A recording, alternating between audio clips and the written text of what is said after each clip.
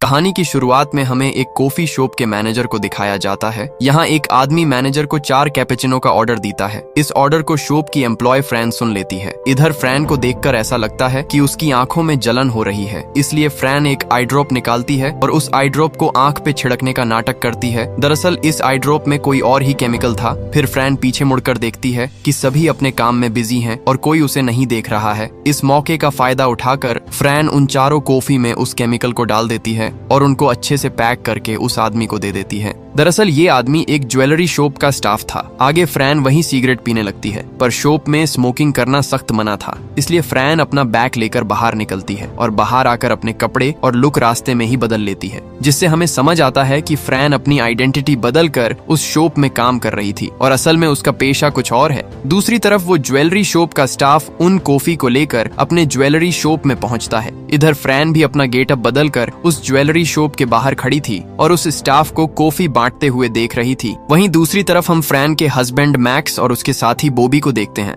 असल में ये तीनों प्रोफेशनल थीव्स थे और इस वक्त ये तीनों एक चोरी को अंजाम देने वाले हैं। इधर रास्ते में मैक्स बॉबी से बात करते करते अलग हो जाता है। तभी मैक्स के रास्ते से फ्रैन गुजरती है और मैक्स को इशारा करती है, जिससे मैक्स समझ जाता है कि फ्रैन ने अपना काम कर दिया है। अब मैक्स अपनी स्टिक ऊपर करता है। इसे देखकर उनका आखिरी पार्टनर पिंकी एक एनवलप को डस्टबिन में फेंकता है और फिर पिंकी के कुछ दूर जाते ही वो एनवलप ब्लास्ट हो जाता है। दरअसल उस एनवलप में एक टाइम बॉम्ब था। ब्लास्ट होते ही उस जगह लोगों की भीड़ लग जाती है। वहीं इस मौके को देखकर मैक्स की टीम ज्वेलरी शॉप की तरफ भागते हैं और एक रोड को दरवाजे से फंसाकर उस दरवाजे को तोड़ देती है। फिर ये तीनों बैंक के अंदर जाने से पहले अपना अपना मास्क पहन लेते हैं, लेकिन मास्क पहनते समय मैक्स उस बैंक की एक एम्प्लॉय को देखता है जो बेहोश नहीं हुई थी। दरअसल वो उस कॉफी को पीना भूल गई थी और उस कॉफी को पीकर बैंक के सभी एम्प्लॉय बेहोश हो गए थे। इधर मैक्स उस एम्प्लॉय को मारने की जगह उसे बेहोश करने का डिसीजन लेता है और उसके पास जाकर पुलिस को कॉल करने को कहता है। फिर जैसे ही वो एम्प्लॉय ऐसा करती है, मैक्स उसे करंट देकर बेहोश कर देता है। तभी मैक्स देखता है कि इस जगह एक कैमरा था जिसमें उसका फेस कैप्चर हो गया था। आगे मैक्स के साथी अंदर आकर ज्वेलरी शॉप के दरवाजे को फंसा देती हैं और शॉप के कांच को तोड़कर उससे ज्वेलरी अपने बैग में भरने लगते हैं। वहीं इस दौरान मैक्स सीसीटीवी फुटेज ढूंढने की कोशिश करता है, क्योंकि उसमें उसका चेहरा आ गया था जिससे कि वो फंस सकता था। काफी ढूंढने पर मैक्स को वहां सीसीटीवी फुटेज का कलेक्शन मिलता है। मैक्स रोड उठाकर उस सीसीटीवी कलेक्शन के ताले पर मारने लगता है, लेकिन वो ताला नहीं टूटता और तभी वहां पर पुलिस की सायरन की आवाज आने लगती है, जिसे सुनकर बॉबी मैक्स से यहाँ से निकलने को कहता है। तो मैक्स ना चाहकर भी इस पर मान जाता है और फिर ये तीनों उस शॉप से निकल जाते हैं। इसके बाद कहानी प्रेजेंट में शिफ्ट होती है। प्रेजेंट में मैक्स अपनी आइडेंटिटी बदलकर शिप के पुर्जे ठीक करने का काम करता था। तभी मैक्स से मिलने उसकी वाइफ फ्रैन और उनके नई शिप का नया कस्टमर सैम आता है। इधर सैम मैक्स से एक बोट खरीदना चाहता था। उस बोट के लिए वो मुंह मांगे पैसे देने का प्रॉमिस करता है, पर मैक्स कहता है तुम उसकी जगह कोई और बोट ले लो, क्योंकि वो बोट मेरी फेवरेट है। लेकिन सैम काफी जिद्दी आदमी था, वो अपना डिसीजन नहीं बदलता। जाते समय सैम मैक्स से कहता है मैं बहुत जल्द पैसे लेकर आऊंगा और तुम वो बोट तैयार करके मुझे ही बेचना। ऐसा बोलकर सैम वहां से चला जाता है। इसके बाद मैक्स अपनी उसी बोट से एक बैग निकालता है। तभी फ्रैन मैक्स को कुछ टार्ट सिखाती है और कहती है कि हम दोनों इस बोट से कहीं दूर जाने वाले हैं, जिसके बारे में तुमने किसी को नहीं बताया। तब मैक्स पास आकर कहता है तुमने सही कहा, असल में मैं चोरी के काम से रिटायरमेंट लेकर तुम्हारे साथ कहीं बहुत दूर जाना चाहता हूँ, जहाँ के बारे में किसी को ना पता चले, पर इसके लिए मुझे थोड़े पैसों की जरूरत है जो मुझे आज ही मिल जाएंगी। ऐसा बोलकर ये दोनों हग करने लगती हैं। तभी बाहर से इन्हें गाड़ी के हॉर्न की आवाज आती है। इसे सुन मैक्स एक बैग के साथ बोट से बाहर निकलता है और उस गाड़ी में बैठ जाता है। आगे उस बैग को खोला जाता है तो उसमें से बहुत सारे हीरे निकलते हैं जिन्हें मैक्स ने चोरी किया था। मैक्स इन हीरो के बदले पैसे लेने माइक के पास आया था। माइक हर बार इनकी चोरी के सामानों को खरीदकर उसके बदले इन्हें पैसे देता था। माइक उनके बैग को रख लेता है और बॉबी और मैक्स को अपने साथ अपने ऑफिस में ले चलता है। तभी वहाँ ऑफिस में माइक का नेफ्यू जिमी आता है और माइक को एक नोट देता है। इसे देखकर माइक मैक्स से कहता है अब तुम्हें एक बहुत बड़ी चोरी करनी होगी और इस चोरी के ना होने तक मैं तुम्हें पिछली पेमेंट नहीं दूंगा। मैक्स कहता है लेकिन मुझे उन पैसों की जरूरत है, मैं अपनी पार्टनर के साथ एक ट्रिप में जाना चाहता हूँ। माइक कहता है इसलिए मैं तुम्हें पैसे नहीं दे रहा हूँ, अगर मैंने तुम्हें पैसे दे दिए तो तुम कहीं और भाग जाओगे और इस चोरी के लिए मुझे तुम्हारी जरूरत है। ऐसा कहकर माइक जाने लगता है। तब बॉबी माइक को रोकता है और कम से कम टैक्सी से जाने का किराया मांगता है, पर माइक मना करके वहाँ से चला जाता है। तब बॉबी फिर से माइक को रोकने की कोशिश करता है, पर माइक का बॉडीगार्ड बॉबी को आगे नहीं जाने देता। ये देखकर बॉबी उस बॉडीगार्ड को धक्का देता है और वो बॉडीगार्ड अपनी गन निकाल लेता है, पर बॉबी उसे पकड़कर उसकी गन कहीं और शूट कर देता है और उसका गला दबाकर उसे बेहोश कर देता है। फिर बॉबी दूसरे कमरे में जाकर अपना बैग ले लेता है। तभी उस कमरे में माइक का आदमी एंटर होता है, लेकिन बॉबी के पास उस बॉडीगार्ड की गन थी, जिससे डरकर माइक का आदमी अपनी गन रख देता है। पर तभी मैक्स कहता है वो बैग खाली है, उससे पहले ही हीरे निकाल दिए गए हैं। तो ये सुन बॉबी उस बैग को हिलाकर उसे फेंक देता है। आगे ये दोनों माइक के ऑफिस से जाने लगते हैं। तब माइक इनके पीछे आकर इन्हें कन्वेंस करने की कोशिश करता है कि इस चोरी के बाद उनके पास सब कुछ होगा, पर मैक्स साफ साफ मना करके वहाँ से चला जाता है। फिर बाहर आते ही माइक का नेफ्यू जिमी भी इनके पीछे पड़ जाता है। तब बॉबी जिमी को एक पंच मारता है, जिससे जिमी नीचे गिर जाता है। ये देखकर वहाँ पुलिस आने लगती है। तब मैक्स पीछे मुड़कर पिंकी से हर बार की तरह सिचुएशन संभालने को कहता है। पिंकी इधर न्यूज़पेपर पढ़ रहा था, पर मैक्स के कहने पर वो गाड़ी से अपना एक्सीडेंट कर लेता है। इसे देखकर पुलिस पिंकी को उठाने में बिजी हो जाती है। वहीं मैक्स और बॉबी वहाँ से चले जाते हैं। आगे मैक्स एक पार्क में बैठकर अपनी वाइफ और अपना नकली पासपोर्ट चेक करता है, जो उसने बॉबी को बनाने दिया था, और ये पासपोर्ट एकदम असली बने थे। पर बाहर जाने के लिए अब भी मैक्स के पास काफी कम पैसे थे, इसलिए मैक्स बॉबी को माइक को कॉल लगाने को बोलता है। फिर अगले सीन में उनके बुलाने पर माइक वहां आता है। मैक्स माइक से कहता है मैं ये चोरी करूंगा, लेकिन मेरी टीम के खर्चों के लिए तुम्हें मुझे पिछली चोरी के पैसे देने होंगे, और मुझे पता है कि तुम हमारे पिछले पैसे अपने साथ लाए हो। तो इसे सुन माइक मैक्स से इम्प्रेस होता है और उनके पिछली चोरी के पैसे देकर उन्हें प्लान बताकर कहता है तुम्हें एक एरोप्लेन से गोल्ड की चोरी करनी होगी, और इस चोरी में जिमी भी तुम्हारे साथ रहकर तुम पर नजर रखेगा कि कहीं तुम सारे गोल्ड लेकर न भाग जाओ। तब मैक्स इस पर मान जाता है। अगले सीन में हम फ्रैंक को एक पब में देखते हैं। फ्रैंक एक एयरपोर्ट सिक्योरिटी ऑफिसर बेटी के सामने ड्रिंक करती है। तभी वहाँ पर एक बूढ़ा आदमी आता है। उस आदमी को देखकर फ्रैंक बेटी के पास जाकर उसे कहती है जो आदमी मेरे साइड में खड़ा है उसका बैच देखो, वो एक सीनियर ऑफिसर है, उसने मुझे देख लिया है, मतलब अब मेरी पुलिस की जॉब जाने वाली है। ऐसा बोलकर फ्रैंक चली जाती है। तब हमें पता चलता है कि दरअसल ये सब मैक्स का नाटक था और वही वो सीनियर ऑफिसर बन के गया था। मैक्स बाहर आकर जिम्मी से कहता है उस लड़की का नाम बेटी क्राफ्ट है,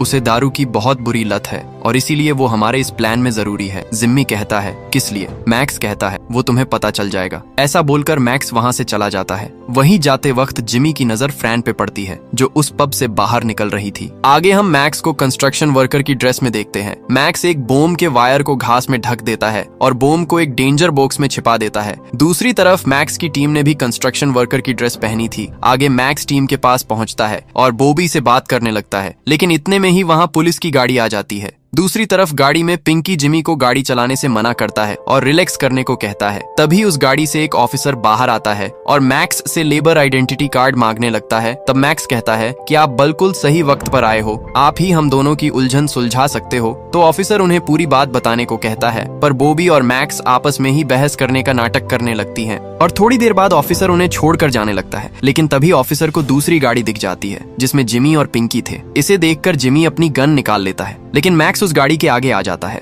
वहीं पीछे बॉबी जिमी को गन वापस रखने को कहता है, तो जिमी उसका कहना मान लेता है। फिर बॉबी अपना फोन निकालकर मैक्स से कहता है तुम्हारे लिए अर्जेंट फोन है। तो मैक्स वापस आता है और फिर वो ऑफिसर वहाँ से चला जाता है। आगे गाड़ी में वापस आकर मैक्स जिमी को बहुत डांट लगाता है, क्योंकि उसके बेवकूफी के कारण आज वो मरते मरते बचे। मैक्स पिंकी को इस गाड़ी को जलाने का ऑर्डर देता है, क्योंकि ये गाड़ी पुलिस के नजरों में आ गई है, और इसके बाद ये सब यहाँ से चले जाते हैं। फिर अगले सीन में जिमी खुद की गलती पर बहुत माफी मांगता है और कहता है कि अब से मैं कोई गलती नहीं करूंगा, पर मैक्स उसका विश्वास नहीं करता। तभी उस जगह पर एक फोन कॉल आता है जिसे पिंकी रिसीव करता है। इस कॉल के बाद पिंकी मैक्स से कहता है पुलिस को वो गाड़ी मिल गई है। मैक्स कहता है लेकिन उसे तो तुमने जला दी थी ना। पिंकी कहता है कि मैं जलाने वाला था, लेकिन मैं भूल गया। मैक्स कहता है क्या तुमने गाड़ी से सारे सामान हटा दिए थे? पिंकी कहता है हाँ, लेकिन मैं बस क्लिप बोर्ड हटाना भूल गया था। इसे सुनते ही मैक्स परेशान हो जाता है। जिमी कहता है ये क्लिप बोर्ड क्या है? बॉबी बताता है उसी में सारा प्लान लिखा हुआ था और अब तक वो पुलिस के हाथ लग गया होगा, जिसका मतलब हम चोरी नहीं कर सकते। ऐसा बोलकर बॉबी अपना सामान लेकर गैराज से बाहर निकलता है। वहीं जिमी भी उसी के साथ इस प्लान को छोड़ देता है। इधर मैक्स और पिंकी बाहर आकर उन दोनों को रोकने की कोशिश करते हैं, पर वे दोनों वहाँ से चले जाते हैं। उनके जाते ही ये दोनों एक दूसरे से गले मिलते हैं। दरअसल ये सब सिर्फ एक नाटक था जिसमें जिमी को छोड़कर सब मिले हुए थे। ये सब उन्होंने जिमी को प्लान से आउट करने के लिए किया था। मैक्स पिंकी से कहता है मेरे लिए पिछली चोरी की पेमेंट ही बहुत है और अब मैं सैम को भी बोट बेचकर ट्रिप के पैसे जमा करूंगा, उसके बाद मैं उससे वो बोट वापस ले लूंगा। ऐसा बोलकर मैक्स चला जाता है। फिर रात में मैक्स बोट को रिपेयर करने का नाटक करता है। तभी सैम वहां आ जाता है और बोट के बारे में पूछता है। तब मैक्स कहता है कि उस बोट में थोड़ी सी खराबी हो गई है, पर वो सब कल सुबह तक मैं ठीक कर दूंगा। सैम कहता है लेकिन मुझे आज रात मेरी वाइफ के साथ कहीं जाना था। तब मैक्स सैम को अपने साथ लेकर उससे चिकनी चुपड़ी बातें करता है। आगे ये दोनों एक कमरे में जाते हैं। यहाँ सैम के हाथ में एक बैग था और इस बैग में बहुत सारे पैसे थे। साथ ही सैम के कोट में एक गन रखी हुई थी। आगे ये दोनों बोट के लेन देन के बारे में बात करने लगते हैं और इस तरफ फ्रैन कॉफी लेने जाती है। लेकिन तभी फ्रैन को एक परछाई दिखती है और फ्रैन मैक्स को इशारा करती है। तब मैक्स समझ जाता है और सैम के पास जाकर उसकी गन ले लेता है। वही फ्रैन भी अपनी गन निकाल लेती है। फिर मैक्स देखने चला जाता है कि वो परछाई किसकी थी। मैक्स के जाते ही सैम अपना पैसा लेकर वहाँ से भाग जाता है, मतलब कि वो अब मैक्स से कभी डील नहीं करेगा। आगे मैक्स को दिखाते हैं जो उस अनजान आदमी को पकड़ लेता है, पर ये आदमी असल में जिमी था। जिमी बताता है मैं इधर अपने प्लान की कॉपी लेने आया हूँ। इसे सुन मैक्स जिमी को अपने कमरे में लाकर वो कॉपी ढूंढने को कहता है, पर जिमी कॉपी ढूंढने की जगह इसकी वाइफ के बारे में उल्टी सीधी बातें करने लगता है और मैक्स से कहता है तुम्हें इतनी सुंदर वाइफ कैसे मिल गई। ये सुनते ही मैक्स जिमी को पटक देता है और एक रोड उठाकर उसे मारने ही वाला होता है कि तभी फ्रैन उसे रोक लेती है। इधर जिमी की नजर मैक्स के सामानों पर जाती है, जिससे उसे पता चल जाता है कि मैक्स कहीं जाने वाला था। जिमी उठकर कहता है तुम्हें कोई दूसरा प्लान बनाकर चोरी करनी पड़ेगी, तुम अब कहीं नहीं भाग सकते, हमारे लोग तुम्हें कहीं ना कहीं से ढूंढ ही लेंगे। ऐसा कहकर जिमी वहाँ से चला जाता है। अगले दिन मैक्स जिमी को छोड़कर अपनी टीम के बाकी लोगों को डिस्कस करने बुलाता है और कल रात की सारी घटना बताता है। इसे सुन बॉबी शॉक होता है और प्लान की बुक दिखाकर कहता है ये बुक तो मैं लेकर गया था, फिर वो तुम्हारे पास क्यों आया। तभी फ्रैन कहती है कि वो मेरे लिए आया था। तो इसे सुन मैक्स हैरान होता है और तभी मैक्स को एक आइडिया आता है कि वो फ्रैन को जिमी के घर भेजेगा और उसे अपने जाल में फंसाएगा। अगले सीन में हम माइक को देखते हैं जो मैक्स से कॉल पर बात कर रहा था। माइक मैक्स पर बहुत गुस्सा था क्योंकि मैक्स ने बता दिया था कि उन्होंने जिमी के साथ बस एक नाटक किया था और उनका प्लान अभी सुरक्षित है। तो माइक उन्हें लास्ट चांस देता है चोरी करने का। इधर माइक के घर में हम फ्रैन को देखते हैं जो मैक्स के कहने पर जिमी से रिलेशनशिप बनाने आई थी। आगे फ्रैन और जिमी बेडरूम में इंटीमेट होते हैं। फिर कहानी चोरी के दिन शिफ्ट होती है। इधर जिमी एक लिस्ट से किसी ट्रक कंपनी को कॉल लगाता है। वहीं दूसरी तरफ बॉबी उस टाइम बॉम्ब को एयरपोर्ट से थोड़ी दूर वाली पहाड़ी में डालकर घास से ढक देता है और अपनी गाड़ी में आकर बैठ जाता है। बॉबी गाड़ी लेकर एयरपोर्ट पहुंचता है। यहाँ पहले से ही मैक्स और फ्रैन अपनी गाड़ी में थे। इसे देखकर मैक्स को पता चल जाता है कि अब उसे अपने प्लान को अंजाम देना है। मैक्स अपनी गाड़ी से बाहर निकलता है। वहीं दूसरी तरफ बॉबी और जिमी के पास नकली आईडी थी, इसलिए सिक्योरिटी वाले उन्हें अंदर आने देती हैं। फिर हम मैक्स को देखते हैं। मैक्स ने चश्मा लगा रखा था और पुलिस भी उसे हाई कमांडर ऑफिसर समझ रही थी। अब सीन सुपरवाइजर बैटी पर आता है जो छिपकर अपनी कॉफी में अल्कोहल मिलाती है और जैसे ही पीछे मुड़ती है वैसे ही उसे मैक्स दिखते हैं।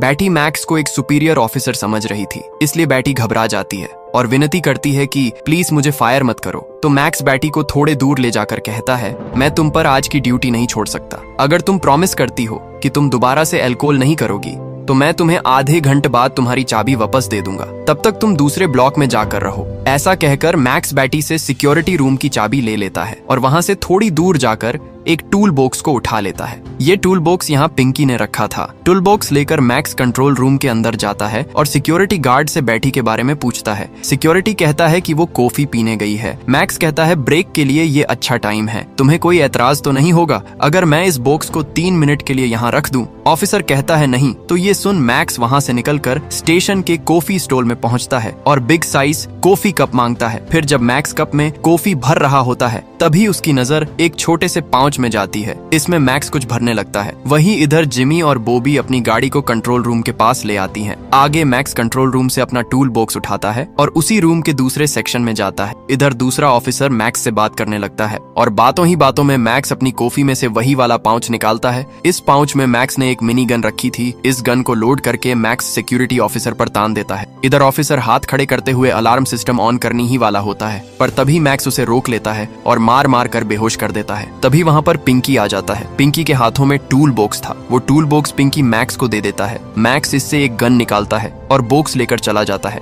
बाहर आकर मैक्स अपनी गाड़ी में बैठता है जिसमें जिमी और बॉबी थे। वहीं दूसरी तरफ पिंकी साइड में जाकर अपने कपड़े बदल लेता है। दूसरी तरफ मैक्स, बॉबी और जिमी तीनों उस गाड़ी से उस एरिया में जाने लगते हैं जहां से एरोप्लेन टेक ऑफ करने वाला था। इस जगह के पास ही इन्होंने वो बॉम्ब दफनाया था, इसलिए उस एरिया के सामने का इलाका ब्लास्ट हो जाता है। अब वे तीनों अपनी वैन लेकर एरोप्लेन के सामने आते हैं। इधर जिमी गाड़ी से बाहर निकलता है और एरोप्लेन का हेडफोन माइक लगाकर पायलट को इन्फॉर्म करता है यहाँ पास के एरिया में ब्लास्ट हुआ है और इसकी भी संभावना है कि एरोप्लेन में भी एक बॉम्ब हो। तो पायलट मैक्स को ऑफिसर समझकर उसे उनके कैबिन में आने देता है। मैक्स आते ही सबसे पहले उन पायलट्स के रेडियो और इलेक्ट्रॉनिक डिवाइस ऑफ करने को कहता है। फिर पायलट ऐसा ही करती है। इस दौरान मैक्स लगेज रूम का बटन दबा देता है और फिर पीछे से लगेज रूम खुलते ही बॉबी अपना टूल बॉक्स लेकर उस रूम के अंदर चला जाता है। वहीं max nitro oxide gas pilot के कैबिन में फेंक देता है जिससे कि पायलट बेहोश हो जाते हैं। फिर इसके बाद बॉबी टूल बॉक्स को खोलता है और उसमें टाइट रोप और कुछ औजार रखे हुए होते हैं। बॉबी इसे देखकर जिमी को इशारा करता है और जिमी जल्दी से गाड़ी से बाहर आकर डिक्की खोलता है और डिक्की के अंदर से एक लेटर निकालता है। डिक्की में एक खाली बॉक्स भी था जो बाहर से देखने में इंजन लग रहा था। अब मैक्स के साथ ही उस बॉक्स को लगेज रूम के साथ फिक्स करते हैं। इसके बाद बॉबी उन पैकेजेस का कवर हटाता है। कवर के अंदर सोने से भरे हुए बॉक्सेस थे। बॉबी बॉक्स का लॉकर खोलता है और उस बॉक्स में से गोल्ड का कंटेनर निकालता है और मैक्स को दे देता है। मैक्स इन कंटेनर्स को हुक से बांधकर नीचे डाल देता है और ये लोग ये सारे गोल्ड के बॉक्स सीढ़ी और रस्सी के जरिए सीधा गाड़ी में ट्रांसफर कर रहे थे। दूसरी तरफ पिंकी अपना सामान लेकर कंट्रोल रूम से निकल जाता है। वहीं मैक्स के साथ ही सारा सोना इकट्ठा करके गाड़ी के अंदर रख देते हैं और गाड़ी लेकर उस जगह से निकल जाते हैं। फिर इनकी गाड़ी एक गैराज के सामने रुकती है। ये गैराज एयरपोर्ट के अंदर ही बना हुआ था। इधर पिंकी नकली ऑफिसर बनकर पहरा दे रहा था और फोन करके एक तो ट्रक बुला रहा था। आगे मैक्स के साथ ही उस गैराज के अंदर होती है और उस वैन का नंबर प्लेट और लुक बिल्कुल चेंज कर देती है और अपने ड्रेसेस बदल कर अपनी अपनी अलग अलग गाड़ी से निकल जाते हैं। फिर फ्रेन सोने से भरी वैन लेकर निकलती है और मैक्स से कहती है वो मैक्स का बाहर इंतजार करेगी। ऐसा कहकर फ्रेन चली जाती है। अब इस गैरेज में बस मैक्स और जिमी ही बचे होते हैं। मैक्स जैसे ही पलटता है जिमी उसे मारकर बेहोश कर देता है। आगे जिमी वहां से निकल जाता है और गैरेज का शटर बंद कर देता है। आगे जिमी फ्रैन के पास जाता है। फ्रैन उसका यही इंतजार कर रही थी। तभी उनकी गाड़ी के पास एक पुलिस की गाड़ी आती है। उसमें एक ऑफिसर निकलता है। ऑफिसर उन पर गन तान कर उन्हें वैन खोलने को कहता है तो फ्रैन वैन खोलती है, लेकिन पुलिस वाले को उसमें सिर्फ ट्रैक्टर का इंजन दिखता है, पर इंजन के अंदर ही सारा सोना था। ये उस पुलिस ऑफिसर को नहीं पाता था। इधर फ्रेन कहती है हमें इस इंजन का ऑर्डर मिला था, इसी लेने इधर एक टो ट्रक आने वाली थी, हम उसी का वेट कर रहे हैं। तब इधर पुलिस वाला पीछे एक टो ट्रक देखता है और वहां से चला जाता है। आगे उस वैन को टो ट्रक में चढ़ाया जाता है और ये लोग टो ट्रक के ऊपर सारा सोना लेकर पुलिस वालों के सामने से चले जाते हैं। तभी उधर मैक्स होश में आता है। मैक्स वहीं पड़े कपड़े पहनकर पीछे वाले दरवाजे से निकल जाता है। फिर कहानी रात में शिफ्ट होती है और हम जिमी और फ्रैन को देखते हैं। यहाँ हमें पता चलता है कि फ्रैन को बहुत बुरा लगा था जब मैक्स ने उसे अपने फायदे के लिए जिमी से फिजिकल रिलेशनशिप बनाने को भेजा था, इसलिए अब फ्रैन परमानेंटली जिमी के साथ ही मिल गई थी। इधर जिमी कहता है अब ये सोना सिर्फ हमारा होगा। तभी उनके सामने से एक ट्रक गुजरता है जिसके ओवरलोड से वैन लड़खड़ाकर टकरा जाती है। इसे देखकर जिमी पीछे सोना चेक करने जाता है, पर इधर सोने की जगह नकली कॉइन्स थे। इसे देखकर जिमी के पैरों से जमीन फिसल जाती है, लेकिन तभी एक और ट्विस्ट आता है और हम फ्रैन को उसी ट्रक में चढ़ते हुए देखते हैं जिससे उसका एक्सीडेंट हुआ था। मतलब असल में फ्रैन ने जिमी को धोखा दिया था और ये ट्रक मैक्स की थी। आगे मैक्स और बॉबी एयरपोर्ट के एक ऑफिसर से मिलते हैं और उसे ऐसा कंप्लेन करता है कि उनका पैकेट जो एयरप्लेन से आने वाला था वो अभी तक नहीं पहुंचा है। ऑफिसर कहता है क्योंकि यहाँ पर सोने की चोरी हुई थी, लेकिन सोने के बोक्से के अलावा एयरप्लेन में कुछ और लगेज है, शायद उन्हीं में से आपका सामान हो। तो मैक्स पुलिस ऑफिसर के साथ ऊपर जाता है और एक लगेज को अपना बताता है। आगे ये दोनों उस लगेज को ले जाने लगते हैं। दरअसल जब मैक्स और बॉबी एरोप्लेन से गोल्ड की चोरी कर रहे थे तो उन्होंने गोल्ड की जगह नकली कॉइन्स भरकर जिमी को दे दिया था और असली गोल्ड इन लगेज के अंदर थे जिन्हें अब तक पुलिस ने चेक नहीं किया था। अब कहानी अगले दिन में आती है।